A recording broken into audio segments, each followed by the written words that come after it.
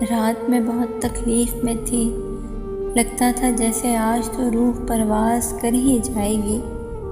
یہ بھی نہ ہوا تو دماغ کی وہ نس تو پھٹے گی ضرور جو خیالات سے جڑی ہوتی ہے۔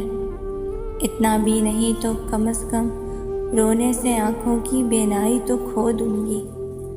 یہ جسم کا کوئی حصہ اس درد سے ناکارہ ہو جائے گا، مگر افسوس صد افسوس کہ نہ روح نکلی نہ آنکھوں کی روشنی گئی۔